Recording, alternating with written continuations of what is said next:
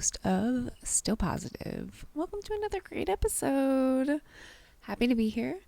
I am talking with Juliette today, and Juliette is an artist and a creative that has chronic migraines along with Ehlers-Danlos syndrome and POTS. And I talked to her mostly about her chronic migraines while I've only had maybe like a month or two's worth of chronic migraine. I can assure you, no one wants that. It's so painful, and I have all the head press and the compress and the ice packs and all of these things, and it's really just a pain. It's such a pain to deal with. But what Juliette has done is she sees colors. So when she has these migraines, she interprets them into art. And that's all I'll say for now. I don't want to give it away too much. But today, let's just listen in to our conversation with Juliette. Enjoy. I'm Dana Murray, and this is Still Positive. Let's be real, people love to gloss over chronic conditions or disabilities with a fleeting comment like, just be positive, or a fleeting insult like, kale will cure you, as if your life was that easy of a fix. This is a podcast for when you face a different reality, knowing that positivity isn't a magic wand that's going to cure everything, but a flashlight in the dark that we may or may not have batteries to. Living with a chronic illness or disability makes you feel different, and your difference could be noticeable to others or not, but either can sometimes make you feel invisible. I'm here to tell you that your experience is valid and shared by others in the dark. Positivity is not the missing puzzle piece that's going to solve your life's puzzle, but it can be a beautiful tool that can help you grow, and sharing those experiences can make us grow together. So I originally found you through just searching through like random hashtags, and I found your Instagram where you do tie-dye work based on your chronic migraines. Yes. And Last year, that was a project that I had last year. I just have like random art projects.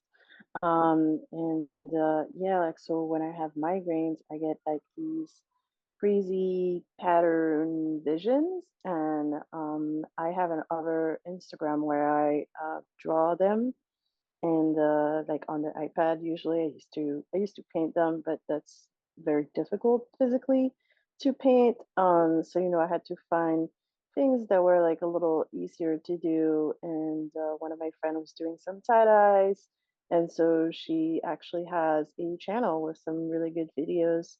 So I followed her channel, and then I started doing my own, and I really liked the ice tie-dye process, which is physically very easy in a way. It's just like very long, but it's very easy like physically to do for me, because all I have to do is just like sort of fold the t-shirt or whatever I want to tie-dye, and then put it, in a, what is it called? The thing, and then put ice on it, and then some powder, like some powder that is the tie dye. And so the process is really long, but it's really physically easy. And then I discovered that like um, twisting the patterns, it reminded me of my migraine visions, and I was like, oh, this is what I see. This is cool. And so I like combine colors that I saw in my visions, and make T-shirts, which I sold some of them, and I gave away a lot of them. cool. I love that. They're so beautiful, honestly. Like the Thank the you. patterns that you make and like also the color choices are really different than that you usually see and like very pigmented. Yeah, I love really bright colors, and I see a lot of bright colors when I have visions. If I close my eyes, I'll just see all these crazy colors.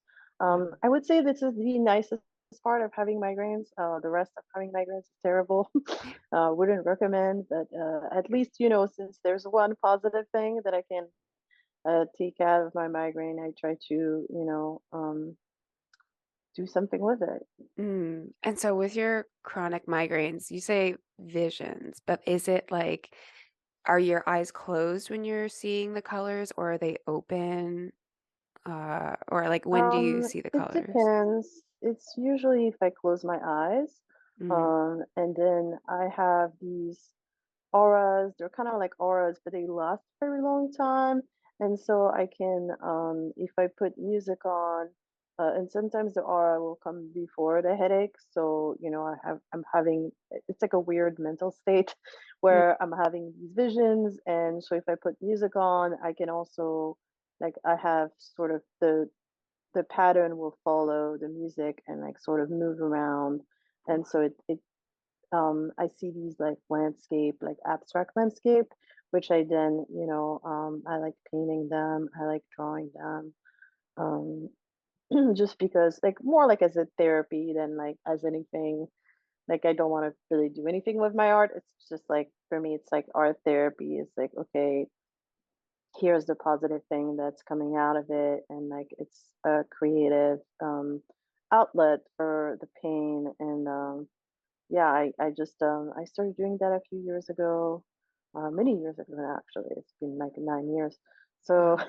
Wow. yeah, and I just like I do this for fun, that's not my job or anything. Wow. Well, so cool. And so have you been having chronic migraines for over 9 years then? Yeah, I've had chronic migraines. Well, I've had migraines since I was like 13 years old. Wow. And then it used to be, like once a week, or like, which is not considered chronic migraine, once a week, even though that seems like a lot, right? And then eventually, I don't really know, maybe 10 to 15 years ago, it started being like a lot of days, a lot more than just once a week, and twice a week, 3 times a week. And then it's been a few years that it is like almost constant. I do have a lot of different treatments. Without the treatments, before I did the treatments, I started Botox treatment about 5 years ago. And that's when I was able to get a full-time job, which I had not been able to have my whole life, Mm, because, like it's just debilitating pain. And, I was like unable to get up or unable to open my eyes or to do anything. And now with the treatments, I still have the migraines, but the intensity is lower. So, like, for wow. example, I have a migraine right now, Mm, and I'm like slightly nauseous, but I'm still functional. And so it's just like learning to, I guess I had to learn to just live with it and to be like, okay, well, the intensity is now too high. I'm going to go and lie down in the dark and listen to music. Or like, okay, the intensity is okay. I can do this or I can do that. I make sure, like my tasks at work. Like, my job is very diverse, so I have very different things to do. And some of mm, them are like require a lot of brain activity, and some of them a little less. So like I learned to just, like keep the things that are easier for the days that my migraine is worse. mm. And yeah, that way I've been able to work, which is Nice. a blessing, really. Like, I wasn't able to work for years, and I know many people with chronic migraines who can't work.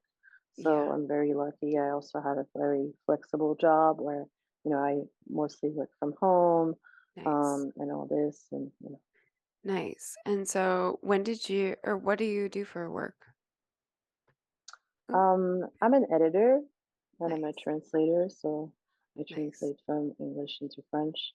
Oh, And cool. so, yeah, I work on very different projects. There's always something new. So it's Oh, really that's nice. great. And great that you can have a job where you can sort of manage it like that. Like, oh, I have like this heavy workload coming up, but I have this like migraine. So, like, let me try to break it up in a certain way that works for me. I think that that's great because there's a lot of people that, like you said, aren't able to work at all from having migraines. So, that was probably really exciting for you to get a job after having no job for a while. Because, like, while you don't want to work pretty much ever, you don't want to not work because you're unable to. Like it doesn't feel good. I was out of a job.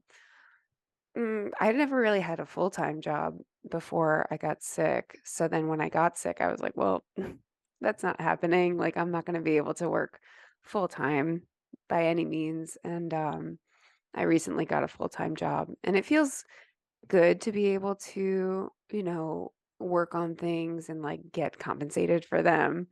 But I definitely take a look at it differently now. Like it's not my identity like it would be, I think, if I got a full-time job before I was sick, you know?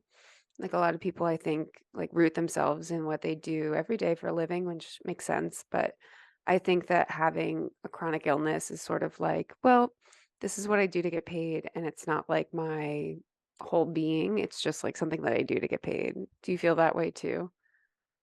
Yeah, I mean, I think that, having a full-time job, I feel blessed because I'm financially more stable. I was able to buy an apartment, which was never, before that I was a freelancer and I never worked full-time because I really was unable to.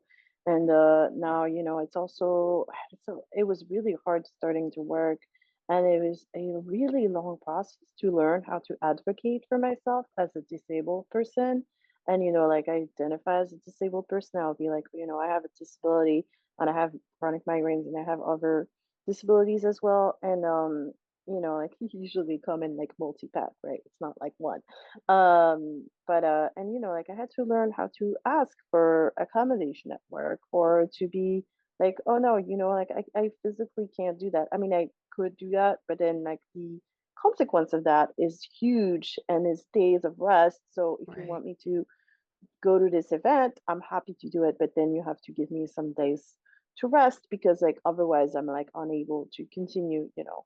Right. And it's like really hard and it's a lot of humility to just admit, okay, well, I can't do that. And Mm, I think this society is very ableist and I mean as a person like I've had a disability since I was at 10 and I was taught that I should be ashamed of being disabled. I should hide it. And so I masked my disability for years. And now I don't anymore. And it feels like a liberation. mm. And I feel so much better. Not physically. I don't feel better physically. I feel Right. worse. And I'm going to continue feeling worse. But like mentally, and even with my friends or my family, like I'm in acceptance of like, okay, well, not always. Sometimes I just suddenly I'm like, no, I don't accept anything. I'm not disabled. What are you talking about? But most days now Yes. I can be like, I'm disabled. I need help with like basic things that maybe other people don't need help with. Mm, But then also it's like finding the ways that I can help people back with things that I'm able to do and maybe they're not. And just like consider this consider the disability not as something so negative, but just like, okay, well, this is part of who I am.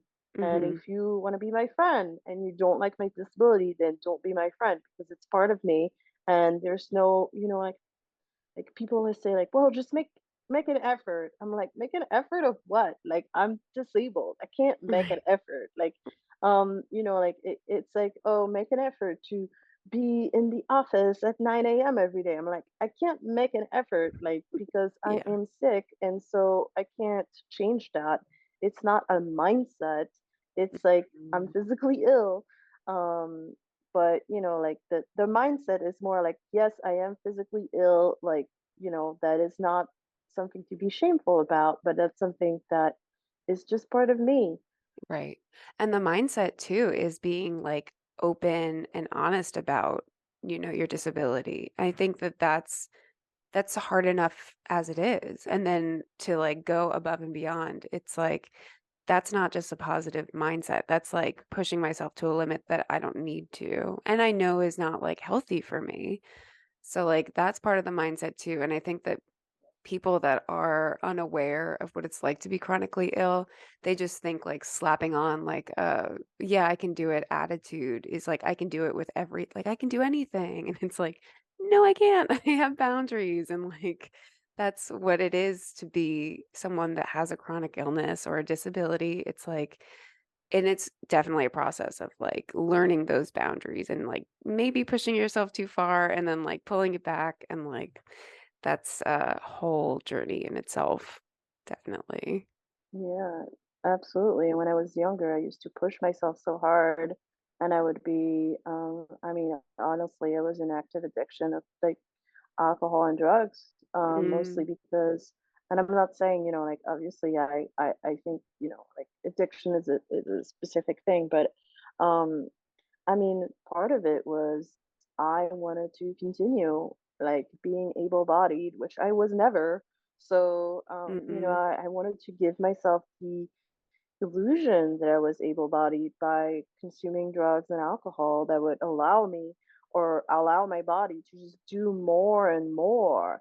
And mm, that had a negative impact on my body because, well, it wasn't designed to be pushed like this, like so much, And and I was very miserable because I was constantly thinking I wasn't doing enough and that I wasn't good enough because, I just was like had higher expectation of my physical ability, which was completely delusional because I'm disabled. Like, I have a disabled body and like it's okay.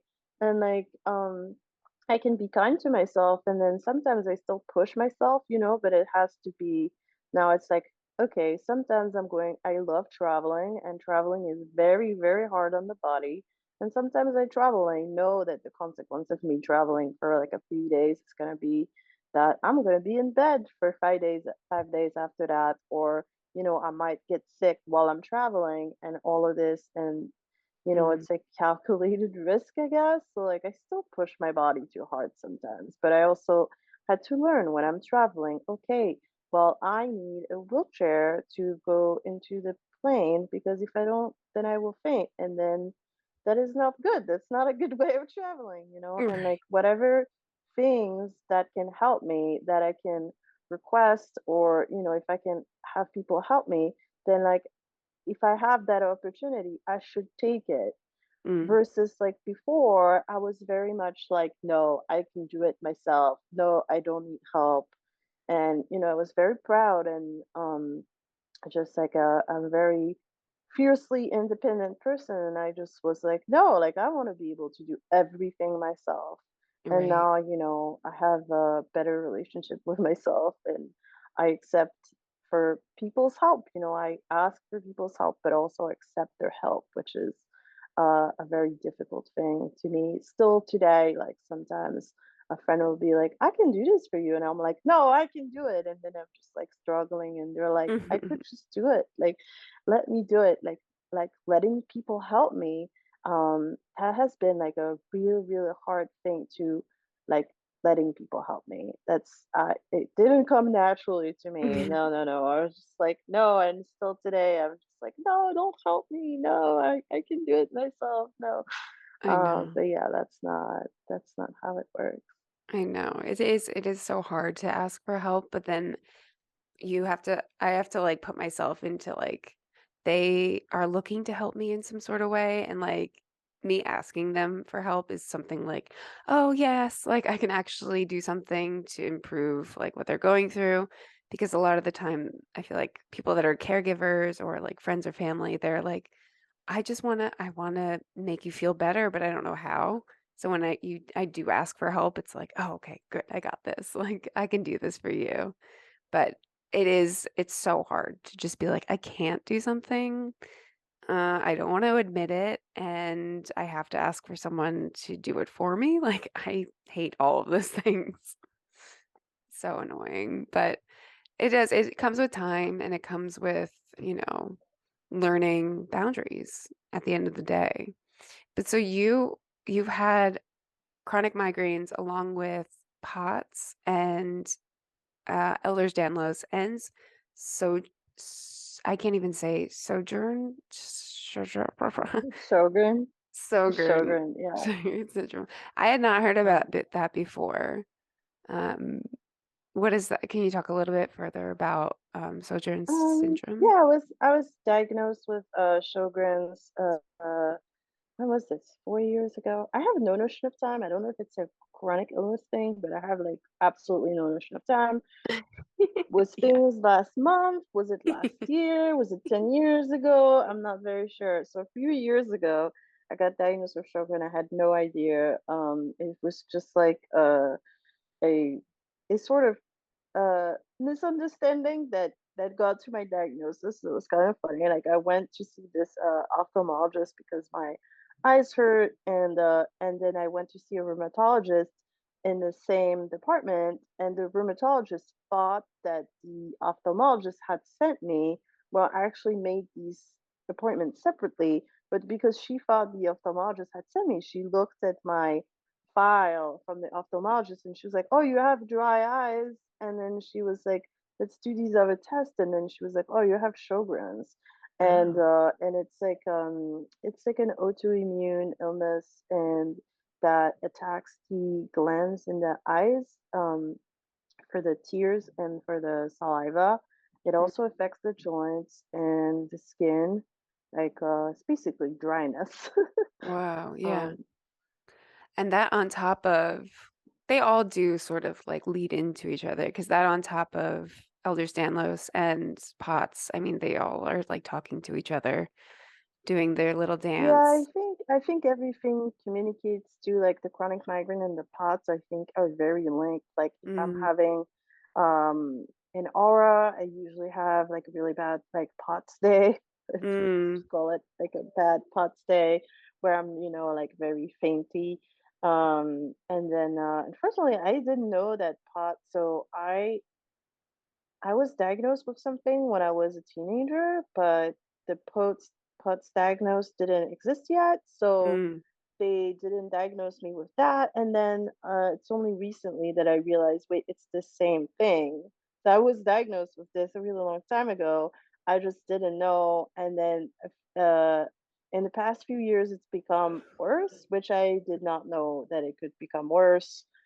Yeah. Because whatever they diagnosed me with when I was a teenager, they were like, "Oh, it's nothing. Like it doesn't really have any consequence. Like you just be careful. You can faint very easily." Um, but now it's become really bad to the point that there's some days where I like can't really sit up, and then Mm, there's I have, like I have difficulty standing still, which is so now I use a cane when I'm outside mostly. I mean, I have pain and like people think it's because of the pain, and I'm like, no, it's because I have POTS and sometimes I really need to sit down. And if mm. I don't have a cane, it's really hard to get people's attention, like, hey, I need help with something, Yeah, that's a or good when you have a call. cane and you're like, hey, I'm disabled, I need help, like people will see the cane and like, but there's a weird thing where your face doesn't exist anymore when you have a cane. Like suddenly people don't look at you in the face. Like it's so weird. People's reaction to disability is very disturbing. Mm, But so it has been adjustment, but it's been really helpful to just have a tool, that helped me go around. And like I walk really slowly for many reasons. And mm. so like living in New York City, if you walk really slowly, people have tendency to like push you, but if you have a cane, people will still push you and sometimes attack you, which is horrible. Oh my God. But like most of the time they like it signals, that this person is slower, okay. um and it's very helpful, and using um, a tool, like I just see it as a tool, right? Like Mm, I've been on Instagram, as you know, because you found me on Instagram. There's a lot of people with disability talking about that, and like someone said, I can't remember which person said that, but they said, oh, like it not using a cane because maybe you don't totally need it, or because of people perception, is like stupid because, well, you have glasses, many people have glasses, no one's going to be like, you know what, you really should try going around without glasses in the world. yeah, yeah. People wouldn't say that, but they would say like, "You don't need the cane. You don't need that. You can walk without it." I'm like, "Yeah, I can walk without it, but it's better with. I can also walk around without my glasses, though I would not be able to see cars when I cross the street, so that probably would be a problem." Right. Um, So yeah, I just try to see, the cane, the glasses, they are the same thing, like the same way like I wear headphones that, help me. Like I have hearing issues as well. And like, like it's just like everything that I can use to help me is good. Right. And whatever people's perception of it is negative, I'm like, okay, whatever. You want to see my cane as a crutch, like our language is full of things we say that are so ableist and we don't even realize. But yeah, using Mm-hmm. something as a crutch is like, um no, I need the cane, and I have a sticker on my cane that was made by another fellow disabled person on Instagram that says thanks for staring. Yes. I love that. And that's really big of you because so many people will not take the cane or not take the wheelchair because they want to just appear like everyone else. But I think the point that you made that like more people will be willing to help you if you do have these tools that people see as, oh, this person needs more help than the normal person may need, or like the average able-bodied person may need. Like that is huge. If you're walking around and you just faint and you don't have any of these tools, someone could easily just dismiss you as like, oh, that girl's like drunk or something. Like that girl's like, or that person is Yeah, just like exactly. doing whatever. I don't want to be near them. But like that's a huge problem. Like I had a, I don't know if it was a panic attack or like I just had a really difficult breathing situation when I was way like two stories down in a subway. And I started like really having a hard time breathing. And I was just like, I don't know who's going to help me right now. Like, I don't know if I like pull one of the alarms or something like that. But then I was like, I'd probably get fined. Like, I would probably get in trouble for doing something like that or like whatever. But I ended up being able to walk very slowly and painfully up the stairs even though there was an elevator. I didn't take it because I'm bigger than that or whatever. I can do it. And I got out of there. But that was like a really scary moment where I was like, if no one knew, which they wouldn't have known, I would just be another person that, is a problem to deal with because you're in New York City and you're in my way. It's crazy to think that, but a lot of people go through that. So like having those tools and having those things there for you serve more than one purpose. And that's a great point to bring up. Definitely. Do you find that you have tools other than mobility aids that are like your spoony go-tos? Like if you're having like a flare up or something, are there things that you find are really comforting to you that you want to share?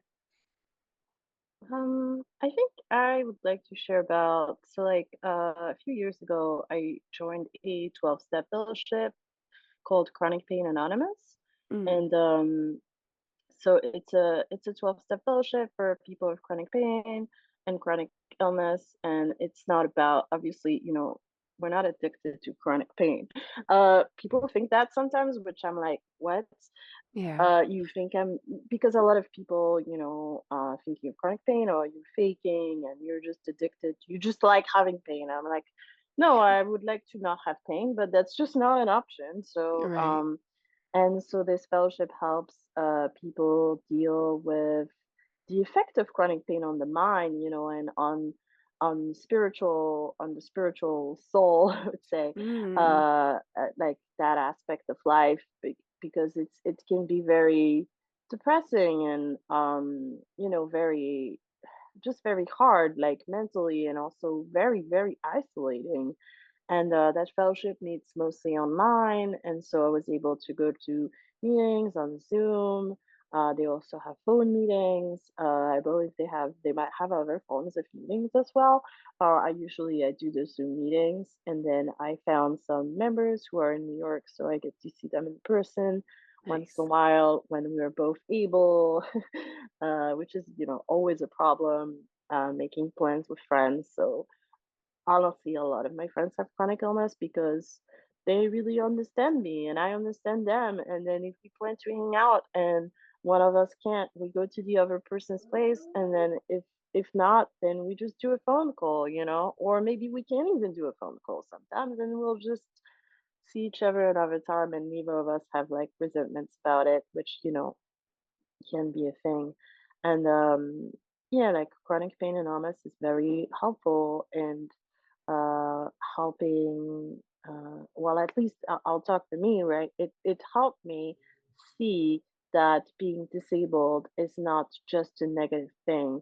It helped me communicate about my pain and my needs much better, because I used to just scream because I mean, honestly, it's just like excruciating pain. And so Mm. when someone's like, "Oh, what's wrong?" You're just like, "I'm in pain." Like, like you don't understand it. It's like it's so frustrating. And I was very, very angry for many years. And that fellowship really helped me, with that anger and like how to deal with that and how to interact with people and how to talk about my pain, but also how to cut off people that were in my life that were not bringing me anything positive and that were honestly using my disability to their advantage, which happens to many of us, unfortunately.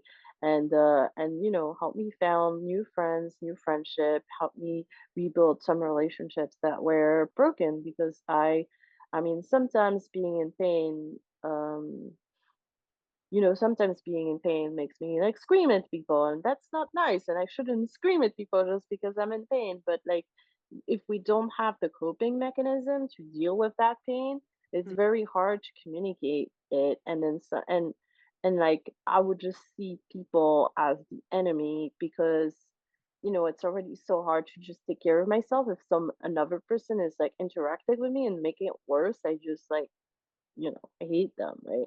Yes. But Yes. like I had to learn to be like, hey, I'm in pain, and then I had to learn that when I ask for help, for example, I can't just be like, hey, I need help. I need to say, hey, can you help me with this specific thing? Now that's Yes. very hard sometimes, very, very hard to determine what I need help with. But after a while, I was able to determine like, oh, okay, I don't need help loading the dishwasher. I need help taking things out of the dishwasher, like very simple things like that. That then, if I clearly communicate, well, this movement is okay for me, but this Mm. other movement is excruciating and I need help with that, rather than, being angry and being like, "You never help me," because I also don't let people help me.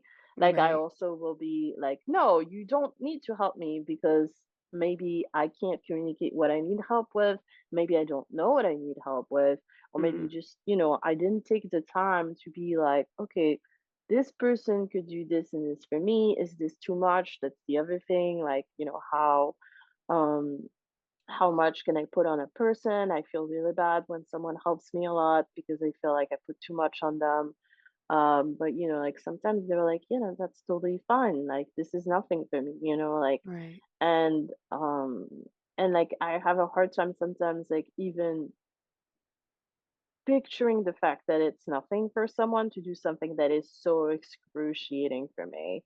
And like Mm. also they have no idea how much they help me. Sometimes I'll be like, "Oh, you just helped me so much." Even like stranger in the street like opening the door for me, sometimes I'm like, "Thank you. You have no idea how you just helped me so much." Like, I'm Yes. like so grateful. And I really try to be grateful for those people who help me rather than being angry at the other people who don't help me or who are like on purpose, unhelpful, or like this Mm. happens all the time. So it's part of reality. I can't be like, oh, like no, everyone is nice. That's not true. Many people are very mean, especially to people with disabilities. And as a queer woman of color with a disability, like I get a lot, but it's kind of like once you have a disability, all your other like identities just get erased. You're just now a disabled person, which is like some people just treat us like animals, like like, Oh man. and like even worse than like animals, like Oh and that's just no. how it is. And like Man. that's just, but that's the reality for, I think that's the reality for me, and that's the reality for many people. And like It's been very hard. Like I'm still in the process of like learning to deal with those people, and Mm, but I've really tried to be grateful to the people who help rather than just concentrating on like hating the people who are not helping and who are like, I mean, on purpose, because some people don't help because they don't know, they're not aware. Okay, so but sometimes it's also exhausting to be like, I have to make people aware of this. right. Sometimes I don't want to do the work, and it's Right. so much work. I feel like I have to do as that disabled person to tell people what are my needs. And sometimes it's like, what do you mean? There's a stairs there. You're asking me, or you're asking another like elderly people to take the stairs. How do you not see that that's a problem? And Right. like it's becomes like disability advocacy can be so exhausting, and I really wish I could do more, but I don't think I can. Yeah. I know it sounds, but like that's my life, and that's okay, and I get to live a full life. I have friends. Maybe sometimes I don't have the big social life I wish I had because I'm Mm, unable to. Like I just get so exhausted. But I have, what I have. It's precious, and yeah. it takes a long time to build, and it's there to stay. Yeah. And do you have like a system for marking accomplishments, or do you have like a journal? Like how do you, because when you're super sick or something where you have something where you can't really get out of bed or do things to feel like I'm actively trying to accomplish goals. I think that maybe art or something for me too was something that I found like I was able to do this piece even though I'm not like super happy with it. I was able to do this and like that feels like a big accomplishment. Did you have something like that for yourself? That's so funny because one of my closest friends asked me this question yesterday, and she's also chronically ill. And I was like, oh, yeah, I used to do that. And I feel like I need to start doing this again. Like, I had this journal that has like 3 lines for each day. And someone gave it to me and was like, you should write what you're grateful for every day. And I was just like, you know what? I'm not grateful for anything. Like, everything hurts. It's like, I am not grateful. But and so then I started, instead of writing what I was grateful for, I just started writing what I did that day. And I was like, okay, what did I do? I went to the store or not. I watched Hmm. TV. I cooked food. I showered, like very basic things because um with the flow of time like that is in the chronic pain, it's just like time just kind of like, I don't know if it's like this for everyone, but for me it's just like I have absolutely no notion of time. I just don't even know what time is it right now, like how long have we Hmm. been talking. I have no idea. So I also don't remember. I also have like memory issues, which I don't know if it's chronic pain thing, but I definitely maybe a migraine thing. But I can't remember day to day like what I did the day before exactly. And so Hmm. I would constantly be like, I'm not doing anything with my life. And I Hmm. just was like, which, contributed to me being like even more depressed. And oh, I can't accomplish anything. I'm just not good at anything. But then starting to write every day, okay, today I watched TV. Today I watched this on TV. I cooked this food. I ate this. I showered. I went to the store. I saw this friends. I read this book, just writing this Hmm. every day. And then when I would feel like I wasn't doing anything in my life, I would just look back on the days and be like, what did I do last week? What did I do the week before? And then I'll be like, oh, I did all of these different things. Oh, look, I Hmm. even went to a concert like 2 weeks ago. And I'll be like, oh, okay, I feel better. I do accomplish things. It's just that I don't accomplish a lot, so it feels like nothing. Hmm. But I do things, and yeah, no, I need to pick up this tool again because see, you're the second person to ask me about this That's in so 2 days. funny. In 2 days. Yeah, that is funny. Yeah, I go through ebbs and flows of it too. Like sometimes I do absolutely nothing and I just accept that because I need that too. Like that resting and even that slight bit of depression that sometimes lobs off into a lot of depression. Like I sort of need a reset period, and sometimes that's longer than I'd like, but I have to accept it because it's just something that my body has to go through. Like, or else I feel like I'm halfway like sad, but trying to like suppress it. And like that just makes the sadness just stay there longer and sometimes increase. And so I've found for me, sometimes if I sit in it and just like wallow for a couple days or however long, and then try to boost myself out of it by like getting back into a sort of routine, that's helped me sometimes. But it's slippery and like it's different for everyone, because sometimes, you'll stay there for too long. You'll get really into the vortex and then be like, oh, this is a hard one to get out of. But I don't know. It's ever changing, and that's the thing too. Like that's why like getting back into the reinvesting into myself, because it's like, oh, I thought I did this work. I thought I did this. I should be okay. Like I know what I need to do, and then it's like, no, you don't. You have no idea. I don't know. It's a constant, but yes. So Yeah, really just yeah, I just try to live one day at a time and just wake up and be like, how is today? And then, mm, I have things planned, but maybe I need to adjust them. Maybe I can do all of them. Maybe I can't. Maybe I need to console my whole day and just like go to sleep. And yeah. that's okay. Like then, I can write in my journal, today I went to sleep. Yes. That's all I did. Accomplishment. I Yes. drank water and I went to sleep and I took Yes. my meds and like this sometimes maybe that's enough. Yes. No, definitely. I agree with that. You need it. So do you have any sort of thing that you're looking forward to, or think like goals that you want to get accomplished? No, I think, well, now that I got an apartment, I own an apartment, which is like insane. Like I'm like, that's Yay. insane. I mean, a few years ago, I was unable to work, so like the fact that now I was able to like purchase an apartment just like blows my mind. And it's just like, Yeah. it's thanks to like all of the work and the community I found that like I can believe in myself, like I can believe that I can accomplish some stuff. So I think next year I'm just gonna take it easy and just like maybe decorate my apartment and Yes. because the whole process of buying an apartment was just completely exhausting Yeah. and very, very stressful. I had to do renovations and so Yes. like no, I think taking it easy is gonna be my goal for the next Good. year and hopefully just and like I always am trying new treatments always, but also I try to just stick with what works. And, I really don't know. Life is so unpredictable as well that I used to make very specific plans. And now I'm just like, I can't, I'm just making vague plans. And then when I Mm. get there, I'll see what I'm going to do because I don't know what my health's going to be that day, that month, that year. Um, I really don't know. So. Yes, exactly. And finding your group that is okay with that is part of that too. Like, I'll pencil you in, I'll pencil you in.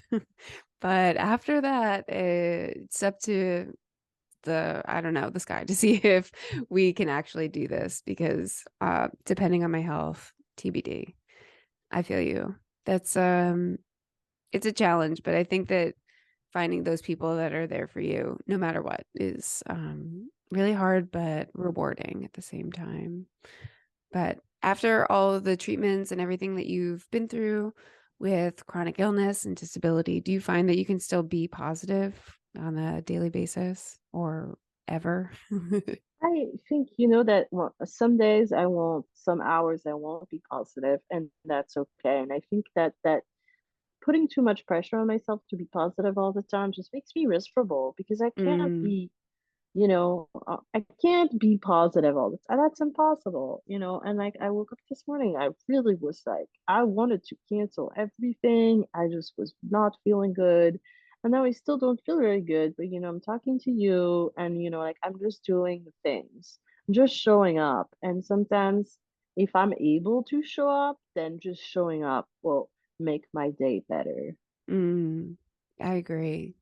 And I I thank you for being honest because, it's not all roses and like inspiration journeys when you're on a life full of chronic illness and ups and downs with medications and everything like that. So, thank you for being honest because not a lot of people see that and appreciate how hard it is to be honest about these things. So, thank you.